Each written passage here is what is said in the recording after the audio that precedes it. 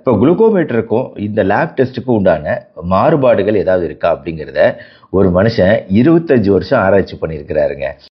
எல்லாருக்கும் வணக்கம். நான் டாக்டர் கார்த்திகேயன். சர்க்கரை அளவில் ஒருத்தர் ஒரு டவுட் கேட்டிருக்காரு. அதாவது ஒரு ரிசர்ச் பண்ணுங்க சார், ஒரு குளுக்கோமீட்டர்ஸ் பற்றி ரிசர்ச் பண்ணுங்க. நம்ம வீட்லேயே ரத்த சர்க்கரை அளவு தெரிஞ்சுக்க யூஸ் பண்ணக்கூடிய இந்த மிஷின் எப்படி யூஸ் பண்ணுறதுன்னு நான் டெமோவே பண்ணி காமிச்சிருக்கேன். இது எப்படி வேலை செய்யுது, இது கொஞ்சம் புரிதலை ஏற்படுத்துங்க அப்படின்னு சொல்லியிருக்காரு. என்னன்னா குளுக்கோமீட்டர் பொறுத்த வரைக்கும் ஒரு விஷயம் என்னன்னா, எமர்ஜென்சிக்கு பெஸ்ட் யூஸ், வேற வழி கிடையாது. எமர்ஜென்சி ஒருத்தர் டக்குன்னு மயங்கி விழுவுறாங்கன்னா ஒருவேளை ரத்த சர்க்கரை அளவு எவ்வளோ இருக்கு அப்படிங்கிறதெல்லாம் பார்க்கறதுக்கு நம்மளுக்கு குளுக்கோமீட்டர் டக்குன்னு ஹெல்ப் பண்ணும். ஹாஸ்பிட்டல்லையுமே எமர்ஜென்சியில் ஃபர்ஸ்ட் குளுக்கோமீட்டர்ஸ் டக்குன்னு யூஸ் பண்ணுறோம். ஆனால் கோல்டு ஸ்டாண்டர்ட் அப்படின்னு சொல்லக்கூடிய துல்லியமான ரிசல்ட் எதில் கிடைக்கும் அப்படின்னா கண்டிப்பாக அது லேப் டெஸ்ட் தான், அதில் டவுட் கிடையாது. 1962 கிளார்க் அண்ட் லயான் அப்படிங்கிறவங்க இதை கண்டுபிடிச்சாங்க. அவங்க டெக்னாலஜி கண்டுபிடிச்சது 1962, ஆனால் பயன்பாட்டுக்கு வந்தது 1991 ஜப்பானில் ஃபர்ஸ்ட் பயன்படுத்தினாங்க. இந்த டெக்னாலஜி குளுக்கோமீட்டருக்கு பின்னாடி இருக்கக்கூடிய டெக்னாலஜி எலக்ட்ரிக்கல் சிக்னல். உங்கள் உடம்புல எவ்வளவு ரத்த சர்க்கரை அளவு இருக்கோ அதுக்கேற்றாப்புல வோல்டேஜ் ஜென்ரேட் ஆகுது.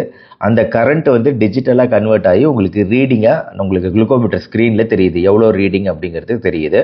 ஸோ கரண்ட் சிக்னலாக மாறுது குளுக்கோஸ். அதுதான் இந்த குளுக்கோமீட்டரோட வேலை. ஆனால் லேப் டெஸ்ட்டு இன்னும் கொஞ்சம் ஆழமான அனாலிசிஸ் பண்ணுவாங்க மிஷின் வச்சு.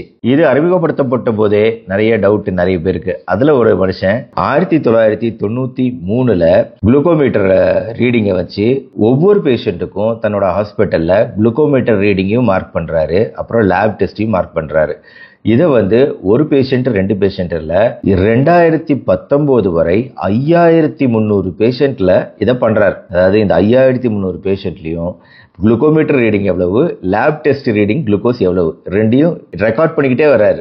இந்த ரெக்கார்டிங்கோட ரிசல்ட்டை இப்போ நான் சொல்ல போறேன். 5300 ரீடிங். ஆக்சுவலா இந்த 5300 ரீடிங்ஸ்ல 100 வாட்டி ரீடிங் எடுத்தாங்கன்னா 4 தடவை தான் குளுக்கோமீட்டர் ரீடிங்கும் லேப் டெஸ்ட் ரீடிங்கும் ஒன்னா ஒத்து போகுது. 39% 39% குளுக்கோமீட்டர் ரீடிங் லேப் டெஸ்ட் ரீடிங்கை விட கம்மியா இருக்கு. So under estimation. இந்த அண்டர் எஸ்டிமேஷன்ங்கிறது 39%. 100 வாட்டி எடுத்தோம்னா 39 தடவை குளுக்கோமீட்டர் ரீடிங் கம்மியா காட்டுது. ஒரிஜினலா அது அதிகமா இருக்கு. ஆனா 57% டைம் 100 தடவை எடுத்தோம்னா 57 தடவை குளுக்கோமீட்டர் ரீடிங் அதிகமா இருக்கு, லேப் டெஸ்ட் அளவு கம்மியா இருக்கு. இப்போ இந்த மாறுபாடுகள் இருக்கு. பட் இந்த மாதிரி கேட்டீங்கன்னா ரொம்ப பயமா இருந்தாலும் இந்த வேரியேஷன் படி பார்த்தீங்கன்னா இப்போ குளுக்கோமீட்டர் ரீடிங்க்கும் இந்த லேப் டெஸ்ட்க்கும் ஒரு 10 மில்லிகிராம் அப்படிங்கிற அளவு தான்.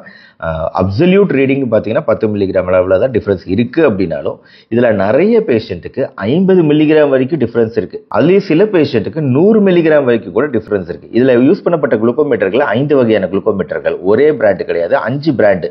ஸோ இத்தனையும் யூஸ் பண்ணி பார்த்துமே ஒரு அக்யூரசி இருக்க தான் செய்யுது. இதனால உண்டாகக்கூடிய பிரச்சனை என்ன அப்படின்னு கேட்டிங்கன்னா, அண்டர் எஸ்டிமேஷன். குறைவா பிளட் குளுக்கோஸ் இருக்கு அப்படின்னா சரியான ட்ரீட்மெண்ட் கொடுக்க முடியாமல் போயிடும்.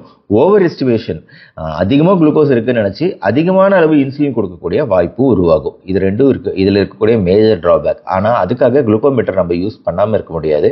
குளுக்கோமீட்டர் எமர்ஜென்சியில் கண்டிப்பாக யூஸ் பண்ணியே ஆகணும், வீட்டில் யூஸ் பண்ணியே ஆகணும். அதை எப்படி யூஸ் பண்ணணும் அப்படிங்கிறத தெரிஞ்சுக்கணும். ஆனால் ஹாஸ்பிட்டல்ல பொதுவாக ரத்த டெஸ்ட், வீனஸ் பிளட் எடுத்து மெஷர் பண்ணி அவங்க ட்ரீட்மெண்ட் பண்றது பாசிபிலிட்டி இருந்தால் பண்ணுவாங்க.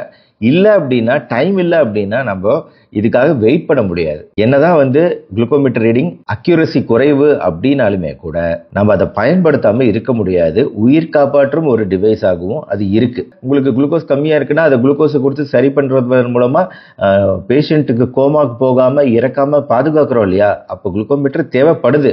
ஆனா குளுக்கோமீட்டர் எஸ்டிமேட்ஸ் மாத்தி இருக்க வாய்ப்பு இருக்கு. இந்த வீடியோ உங்களுக்கு பிடிச்சிருந்துச்சுன்னா லைக் பண்ணி உங்க ஃப்ரெண்ட்ஸ் ரிலேட்டிவ்ஸ் எல்லாருக்கும் ஷேர் பண்ணுங்க. நம்ம சேனல் டாக்டர் கார்த்திகேயன் தொடர்ந்து சப்ஸ்கிரைப் பண்ணி ஃபாலோ பண்ணுங்க. மறுபடியும் நாளைக்கு பார்ப்போம். நன்றி, வணக்கம்.